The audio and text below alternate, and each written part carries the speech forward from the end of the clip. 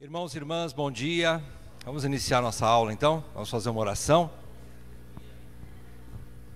para nós começarmos mais uma aula na nossa EBD. Senhor nosso Deus, obrigado, Senhor, por esse dia que o Senhor nos concede de vida, um dia especial, um dia onde podemos congregar, podemos ouvir o Senhor, sermos alimentados pela Tua Palavra, aprendermos coisas grandes a respeito do Teu reino. E assim, Senhor, sermos como ovelhas supridas, lavadas pela Tua Palavra e fortalecidas, Senhor, em nossos corações. Ó Deus, que o Senhor nos conduza, tanto nessa primeira aula, como também no culto, logo mais. Senhor, que o Senhor nos abençoe com a direção do Teu Espírito, porque só Ele é que pode falar aos nossos duros corações. Assim pedimos em nome de Jesus. Amém, Pai. Irmãos, chegamos à sétima aula, a sétima parte, e dentro da antropologia bíblica, a sétima parte, e continuaremos falando, ou hoje seria a última parte, a sexta parte, obrigado, sexta parte da imagem de Deus no homem. Vamos continuar aqui sobre a imagem de Deus no homem. O que nós já vimos nas aulas anteriores sobre a imagem de Deus no homem. Nós já vimos em que momento isso ocorreu.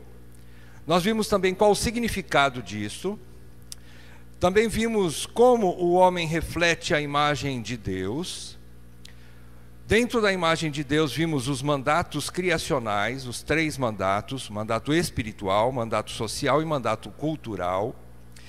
E vimos por último, na última aula, as 4 etapas da imagem de Deus no homem: a imagem original, a imagem desfigurada, a imagem redimida e a imagem aperfeiçoada.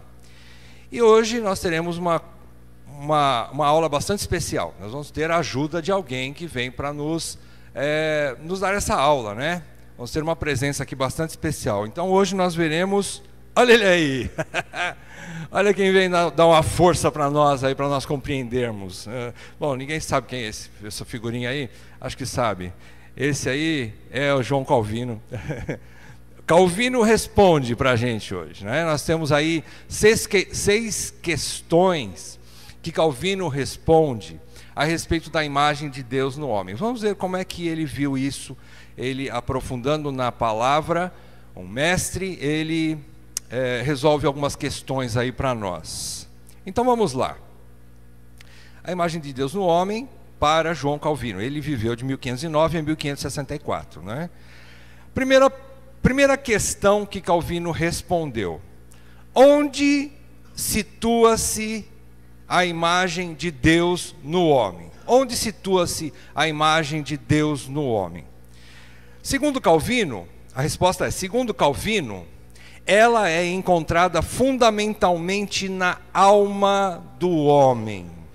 A imagem de Deus no homem não quer dizer que, porque nós fomos formados por Deus, segundo a imagem dele, mas ele nos formou fisicamente com uma cabeça, um tronco, membros, né? 2 braços, 2 pernas, olhos, ouvidos, nariz, boca, cabeça, ombro, joelho e pé, e aí vai.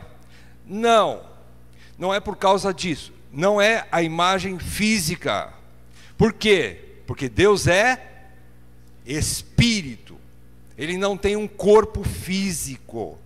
Ele não tem esse corpo físico. Então, para Calvino, e é lógico, para nós também, nós entendemos que na essência, é no interior, é na alma, ou no espírito, que nós temos a imagem e semelhança de Deus.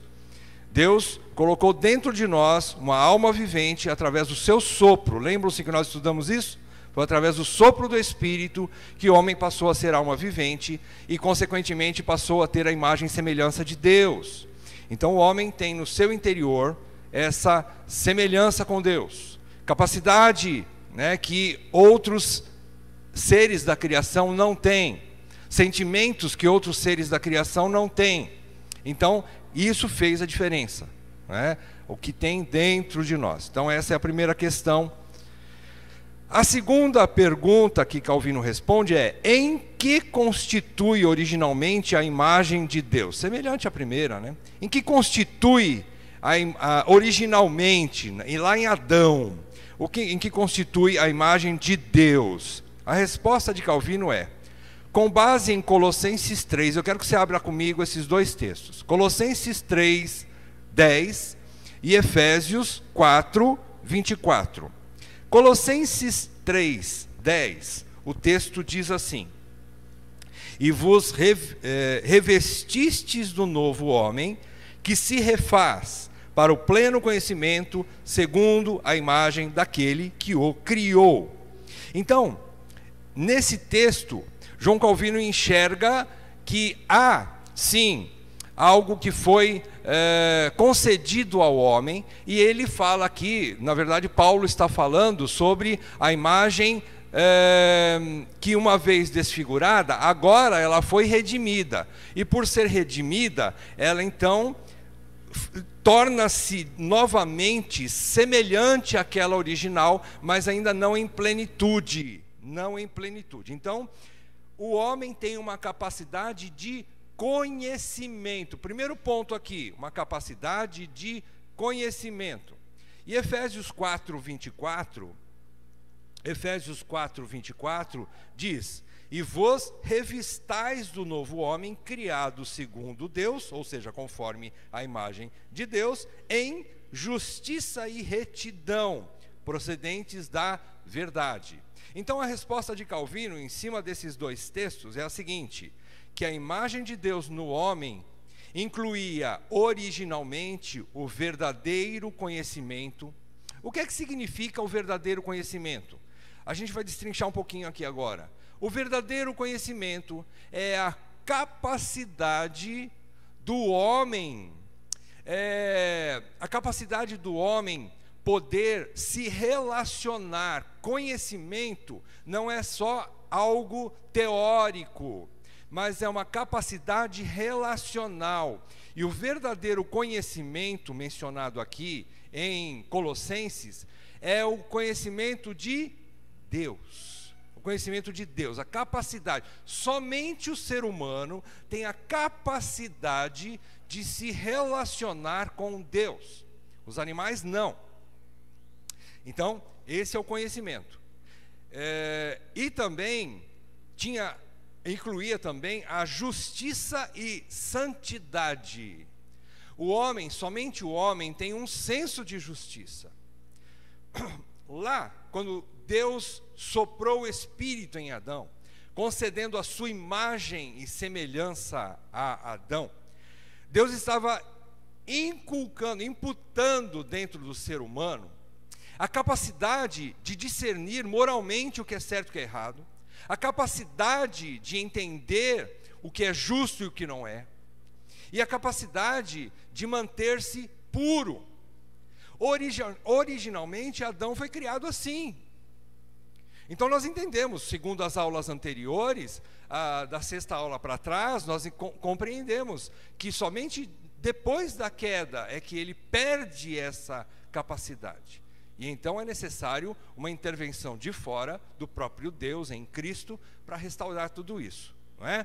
Então o homem tinha isso, originalmente, quando Deus lhe deu a imagem e semelhança dele mesmo, a capacidade de ter um conhecimento verdadeiro, um verdadeiro conhecimento, conhecimento de Deus, um discernimento do seu ambiente. Ele tinha uma visão teorreferencial, ele tinha uma visão que Deus lhe deu condição de enxergar o mundo segundo Deus o fez.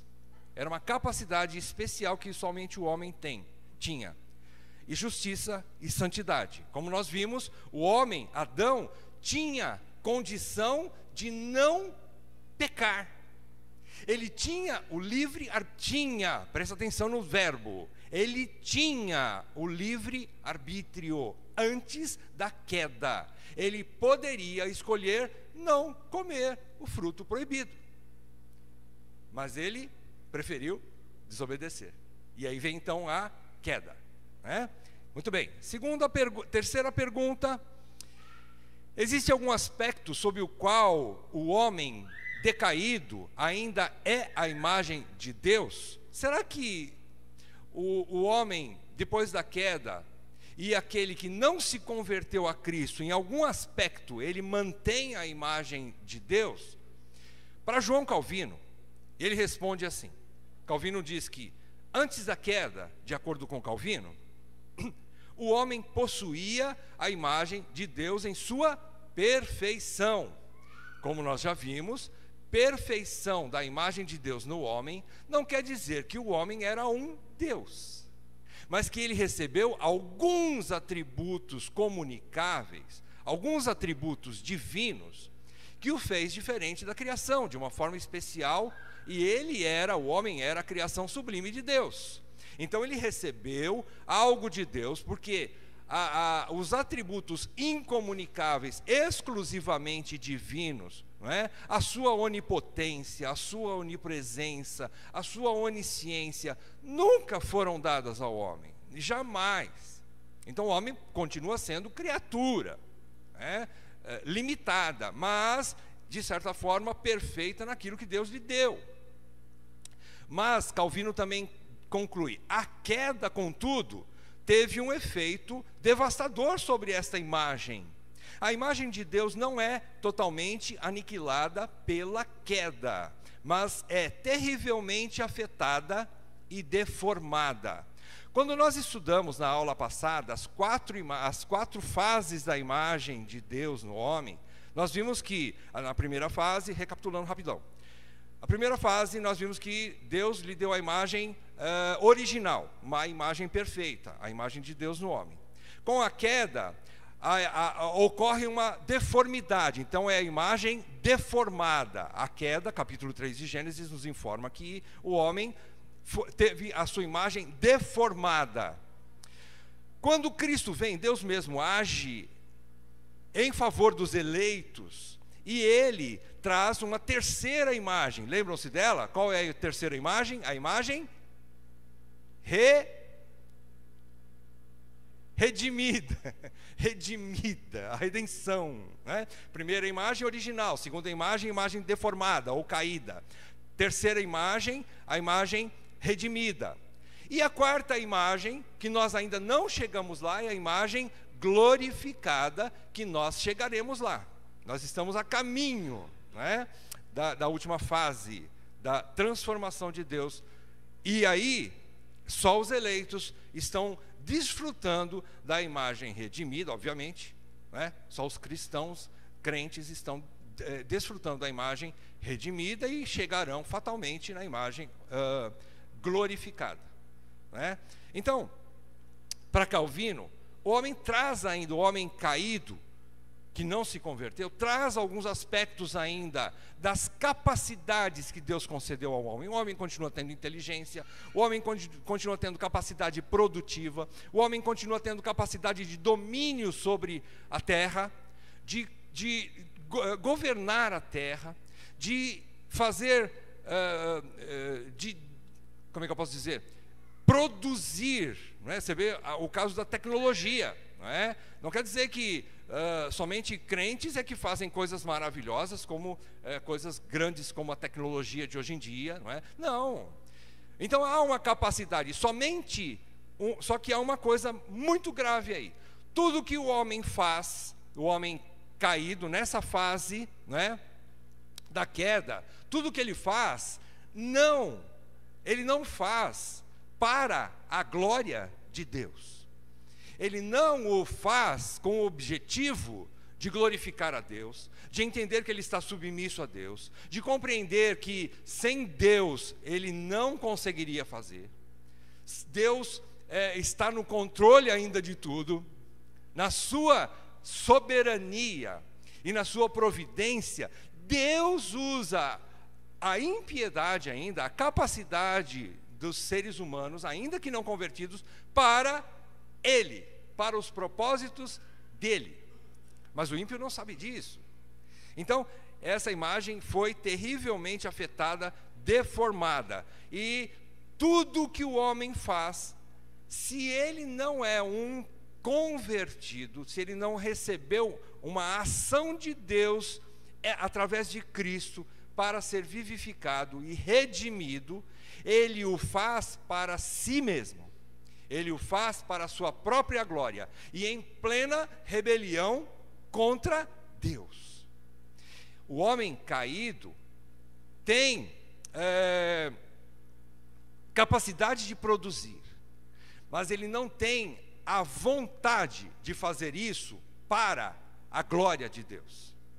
Ele não consegue mais fazer isso para a glória de Deus.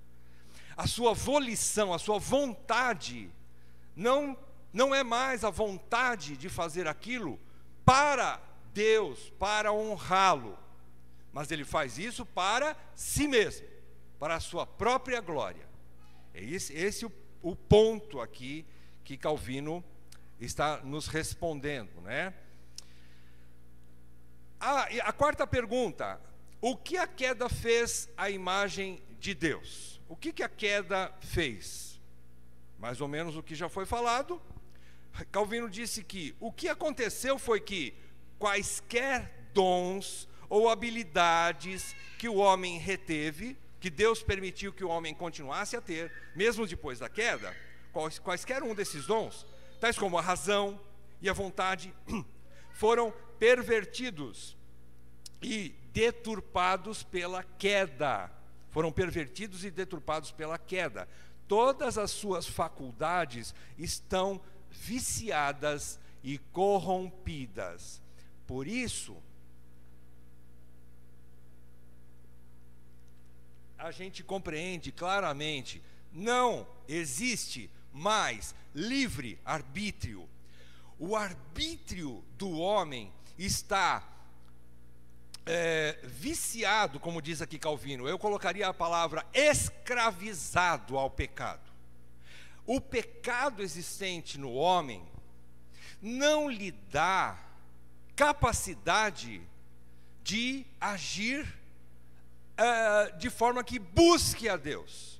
Por exemplo, não somos nós que buscamos a salvação, ou que nos direcionamos em direção a Deus. Não. Qual é o texto mais claro sobre isso? Paulo diz em Efésios que nós estamos desmaiados, mortos. O morto pode levantar um dedinho a seu favor. Quem o vivifica? Quem o chama? Quem o tira do sepulcro e traz para si mesmo? Deus. Então, os seus dons, suas habilidades, né, onde é que eu estou aqui? Que o homem reteve, tais como a razão, a vontade, foram pervertidos e deturpados pela queda. Então, todas essas faculdades estão viciadas, corrompidas, incapazes de buscar a Deus, de fazer o bem no sentido de glorificar a Deus. São incapazes, o homem é incapaz de se voltar para Deus, viver uma vida plenamente moral. A gente às vezes pensa, eu conheci pessoas, o Newton conheceu pessoas assim, que eram bastante honestas em suas vidas, não é? Suas decisões, em tudo, não é? Mas essas pessoas, elas entendiam que elas faziam aquilo por capacidade própria. E nós entendemos que se há algum bem no ser humano e que ele possa fazer algum tipo de bem, é porque Deus ainda preservou isso nele. Então, aqui a gente vê então a total incapacidade por causa das faculdades, das capacidades humanas, dos seus dons de buscar a Deus. Então, é o que aconteceu com a queda. A queda trouxe essa desfiguração, essa corrupção, não é? E essa incapacidade em toda a vontade do ser humano, em toda a razão do ser humano. A quinta pergunta: como a imagem de Deus é renovada no homem? Como que acontece algo diferente? Como resolver esse problema? Calvino nos responde. Para Calvino, essa imagem é restaurada pela fé e começa na conversão. Começa numa intervenção de Deus no homem, concedendo-lhe a fé e, consequentemente, a conversão. É a nossa conformação com a pessoa de Cristo. É isso que Deus está operando, como eu disse na última aula. Nós estamos nessa etapa aqui, a terceira etapa. Nós estamos vivenciando, a igreja vivencia a terceira etapa. Qual é a terceira etapa? Deus está trabalhando em nós a redenção. Mas nós não somos salvos? Sim, somos. Mas Ele ainda está trabalhando para que nós tenhamos a imagem de Cristo plenamente em nós. Chegaremos um dia, com a obra de Deus, à imagem perfeita de Cristo em nós. Seremos semelhantes ao varão perfeito, a varonilidade completa, como diz lá em Efésios 4, né? Então, é a nossa conformação com a pessoa de Cristo. Isto é uma obra da graça de Deus que se inicia na regeneração e progressivamente termina na glorificação dos santos. Como eu disse para os irmãos, nós estamos então sendo trabalhados em santidade. A redenção, a salvação, inicia um processo chamado santificação nas nossas vidas. Nós estamos sendo santificados, né? E a santificação, resumindo, o que um teólogo bastante importante disse uma vez: a santificação é a glorificação, a glória iniciada. A glorificação é a santidade concluída, completada, a santificação completada, né? Quando nós receberemos um novo corpo, um corpo glorioso, incapaz de pecar, conforme vimos na aula passada, né? Então, a imagem de Deus é renovada no homem por causa da obra de Deus em Cristo. Cristo é o nosso referencial de imagem perfeita de Deus. Mas nós teremos os poderes de Cristo um dia? Nós teremos toda a plenitude da divindade como Cristo tem? Não, jamais. Como eu expliquei para os irmãos, eu gosto de dar esse exemplo porque eu gosto muito de Coca-Cola. Vou dar o exemplo da Coca-Cola de novo. Desculpe, não vem outro exemplo na cabeça. Mas você pode fazer uma visita a uma grande fábrica de Coca-Cola. Tem uma aqui na saída de São Paulo. Você visita ali, você vê, é imenso aquilo. A quantidade de Coca-Cola que existe dentro daquela fábrica, você não tem noção. É uma maravilha. Aí você vai lá e vê todo aquele monte de Coca-Cola e você vê várias garrafinhas sendo cheias, né? Todas envasadas ali, cheias. E elas estão plenas de Coca-Cola. Cada garrafa está plena de Coca-Cola, cheia de Coca-Cola, mas dentro do seu limite, né? Você pode dizer: nossa, aquela garrafa está transbordando de Coca-Cola, está cheinha até a boca. Sim, mas a fábrica de Coca-Cola não cabe inteira dentro daquela garrafinha, não cabe. Da mesma forma, nós estaremos plenos de Cristo dentro do limite humano. Nós teremos, não é? Seremos a imagem de Cristo, a perfeição de Cristo no sentido espiritual, não é? Não seremos semelhantes a Ele fisicamente, mais uma vez, Ele sim, homem, é Deus, 100% Deus, 100% homem. Ele traz em si sim a imagem divina e plena, mas Ele também traz plenamente a imagem humana. Então hoje, lá na glória, tem um de nós lá, sentado no trono, um homem plenamente homem, só que transformado, glorificado, que é Deus. Entende isso? Não. É difícil você entender. Por quê? Porque é uma glória, uma coisa gloriosa de Deus. Você não consegue entender. O Deus eterno dentro de um corpo humano. Só Deus pode fazer isso, né? E Ele fez em Cristo. Então, essa obra da graça de Deus, então, se inicia na regeneração e progressivamente termina na glorificação dos santos, ok? Então é um processo, é nesse processo aqui que nós estamos, sendo transformados. A Bíblia diz que é de glória em glória. Não é que eu fui batizado hoje, eu criei em Jesus Cristo, o Espírito Santo tocou no meu coração, converteu meu coração, quebrantou meu coração, e eu disse: Senhor, eis-me aqui, eu sou teu, Jesus. E eu peço para os irmãos: Senhor, irmãos, eu quero ser batizado, eu quero iniciar a minha carreira com Cristo. E aí então está tudo formadinho, eu saio das águas depois do batismo, tudo perfeitinho. Não. Ali inicia-se um processo chamado santificação. Ele vai trabalhar em mim, em todas as áreas da minha vida, para a glória dele, e para que eu possa expressar a sua luz e o seu sal aqui nessa terra. Então, a última pergunta: quando será completada a renovação da imagem de Deus? Quando? Que a imagem de Deus voltará plenamente para o ser humano.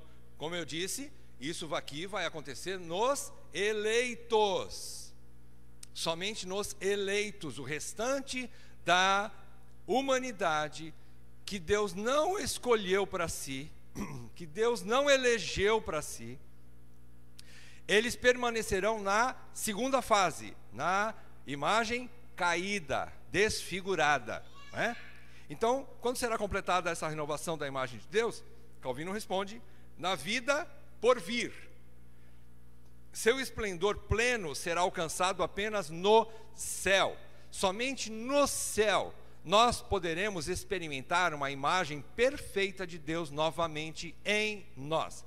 Essa imagem, como eu também já falei na aula passada, essa imagem perfeita, aperfeiçoada, glorificada, que nós receberemos após recebermos um novo corpo, como eu disse, ali será ainda melhor do que a imagem original, porque a imagem original, Deus concedeu ao homem ainda o livre arbítrio, e ele poderia pecar, como também poderia não pecar, só que ele escolheu pecar.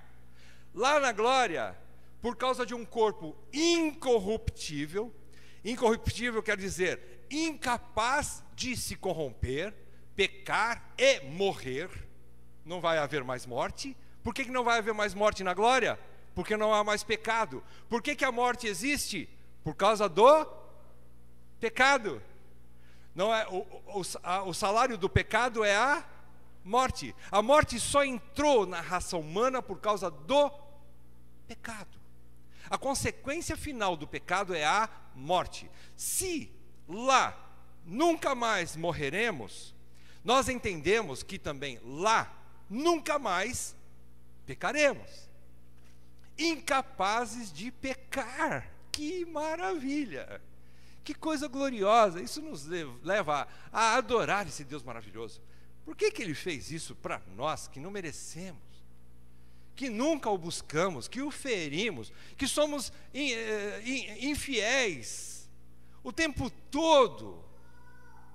Nós podemos até nos esforçar, mas a maioria das vezes nós somos filhos infiéis. Graça imerecida, maravilhosa graça. Então, nós chegaremos lá, irmãos. E para terminar, eu gostaria que você pudesse ler comigo esses dois textos. Eu transcrevi aqui para facilitar, se você quiser ler na sua Bíblia, fique à vontade. Acompanhe comigo então e vamos ler todos juntos. O texto de Romanos 8, 28 a 30. Eu quero que isso fique bastante claro, gravado em nossas mentes, porque aqui a gente vê todo esse processo, né? E a gente tem a alegria de entender que isso não depende de ninguém, não de nós, só de Deus. Vamos ler? Sabemos que todas as coisas cooperam para o bem daqueles que amam a Deus, daqueles que são chamados segundo o seu propósito. Porquanto, aos que de antemão conheceu, também os predestinou para serem conformes à imagem de seu Filho, a fim de que ele seja o primogênito entre muitos irmãos. E aos que predestinou, a esses também chamou. E aos que chamou, a esses também justificou. E aos que justificou, a esses também glorificou. A palavra de Deus está dizendo aqui que Deus nos salvou, nos deu vida, nos chamou, deu corda nos bonequinhos, e a partir daí nós começamos a andar sozinhos e vamos chegar na glória pelo nosso esforço. É isso? O que você tirou daqui? Deus fez tudo. Responsabilidade humana. Onde entra a responsabilidade humana aqui? Responsabilidade humana é praticar as boas obras porque foi salvo, não para ser salvo. Por que você se esforça para ser um bom marido, para amar a sua esposa e tratá-la como a rainha dentro de casa, para respeitá-la, para cuidar dos seus filhos com temor, ensiná-los nos caminhos do temor de Deus? Por que você lê a Bíblia para conhecer a Jesus Cristo, entender o que Ele quer de você como homem? Vamos falar também das mulheres, né? Como mulher, como filha. Por que você quer compreender o que agrada a Ele para praticar aquilo que o agrada?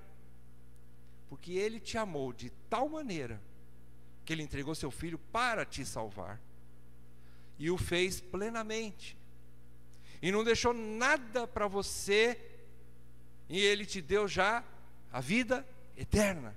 Por causa disso, você pratica as boas obras. Ah, mas e quando eu peco? Você vai praticar uma outra boa obra quando você pecar. Chama-se arrependimento. O Espírito Santo deu ao crente a única pessoa. Somente o crente tem a capacidade pelo Espírito, porque somente o Espírito Santo que está em nós nos convence do pecado, da justiça e do juízo. Uma vez o Espírito Santo mostrando, acendendo a luz vermelha dentro do meu coração, ele me apontando o meu erro, eu me arrependo. Uma vez arrependido, eu volto para Deus e eu deixo de ser filho, né? Mas depois de um tempo, com as boas obras, aí ele vai me considerar de novo filho, né? É isso? Uma vez filho para sempre. Filho pródigo nunca deixou de ser filho. Ele até queria mostrar alguma coisa para o pai, né? E ele chegou no pai e ele disse assim: pai, pequei contra os céus e contra ti. Não sou digno de ser chamado teu filho. Faz-me como os seus trabalhadores. Não, o pai abraçou esse filho, deu um anel para ele, novo, restaurando a aliança, trocou suas vestes, fez um banquete e falou assim: você nunca vai deixar de ser meu filho. É um exemplo, né? É uma parábola que Jesus conta para mostrar para nós o que Deus faz. Então, Deus fez todo esse processo. Perceberam que Deus fez todo esse processo exclusivamente? Deus não precisou de nós para nada. Então, nós hoje nos esforçamos para sermos santos, para sermos moralmente corretos, para praticarmos boas obras. Nós nos esforçamos porque nós somos filhos daquele que nos amou tanto, e Ele é digno de toda a glória, e através da minha vida, do meu corpo, eu quero agora agradá-lo. Não é isso que diz lá em 2 Coríntios 5:10, se não me falha a memória, que nós vamos ser julgados segundo o que nós fizermos pelo corpo, seja coisas boas ou sejam coisas ruins, não é? Mas é pelo corpo. Então o meu corpo agora, por causa do Espírito que está em mim, eu desejo fazer as boas obras, amá-lo. Por isso que não dá para casar. Às vezes, infelizmente, a gente fala com muita dor no coração, mas infelizmente muitas igrejas liberais, né, as igrejas liberais, claro, elas têm uma visão de que uma vez salvo pela graça, você está livre para fazer o que você quiser. E eles estão usando da liberdade em Cristo para a libertinagem. Então não tem como um crente dizer que é crente se ele vive em pecado. Como que eu provo que eu sou um filho de um Deus santo, plenamente santo, perfeito e puro, se eu sou um crápula dentro da minha casa, se eu sou um homem perverso na sociedade, um péssimo cidadão, um pecador que não está nem aí para as coisas santas de Deus, não busco a Deus, não tenho uma visão de conhecê-lo através das Escrituras, não amo a sua palavra, porque é através da sua palavra que eu o conheço. O amado da minha alma se reflete para mim através das Escrituras, e eu não o busco. Eu não tenho interesse nas coisas da igreja local, porque ele me manda ter um vínculo a uma igreja, através da qual eu vou aprender as coisas que eu ainda não sei a respeito desse meu amado. E eu não tenho esse vínculo, não tenho essa responsabilidade, não tenho essa dedicação às coisas do alto, às coisas do reino de Deus. Como? Irmãos, salvação sem santificação é uma enganação. Lembra os que eu falei? Não existe salvação. Se uma pessoa diz que é salvo, mas ele continua nos seus delitos e pecados, não foi salvo coisa. Do que ele foi salvo? Do que ele foi salvo? A expressão da salvação, a expressão de que uma pessoa foi verdadeiramente redimida, é que ele se santifica. Eu não estou falando que ele já está perfeito aqui e agora, mas ele busca a perfeição naquilo que Deus mostra para ele. Por isso que é de glória em glória. Desculpa, vamos ao outro texto, né? Olha aí, Filipenses 1,6 agora. Vamos ler também juntos? Estou plenamente certo de que aquele que começou boa obra em vós há de completá-la até ao dia de Cristo Jesus. Deus não quis, na economia de Deus, no projeto de Deus para os seus eleitos, para a sua igreja, Ele não quis fazer assim, eu vou salvar todo mundo e vou transformar todo mundo de uma vez só. Ele poderia fazer isso? Claro.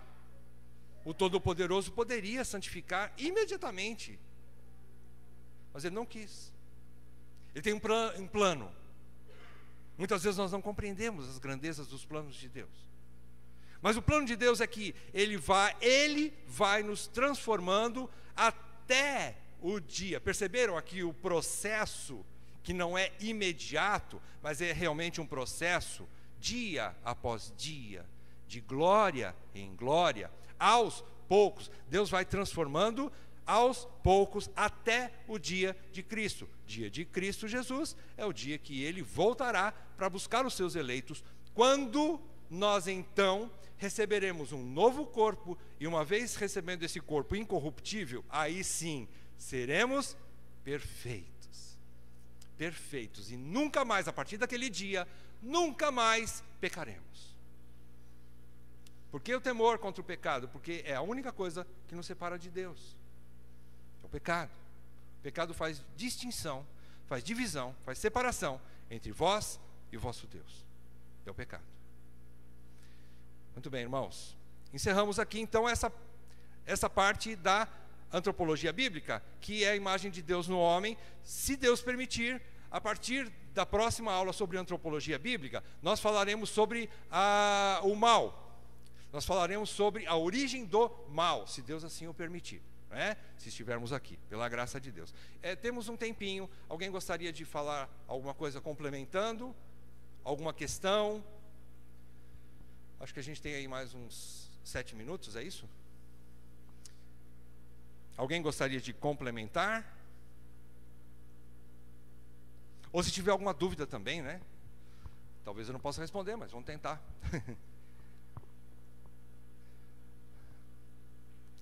Muito bem, então vamos fazer uma oração e nos preparar para o culto.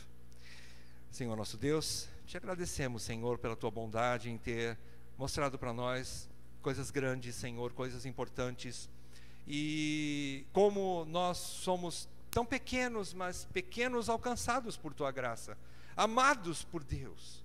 Ó Senhor, que essa visão da nossa pequenez e da tua grandeza, e apesar da tua grandeza o Senhor se importar conosco, que isso nos mova em plena adoração a ti, Senhor, porque só tu és digno de toda a honra, de toda a glória, de toda a nossa adoração. Não a nós, Senhor, não a nós, mas ao teu nome da glória. É isso que nós pedimos agora neste culto, que nós possamos adorar o Senhor com alegria pelo que o Senhor fez por nós e em nós.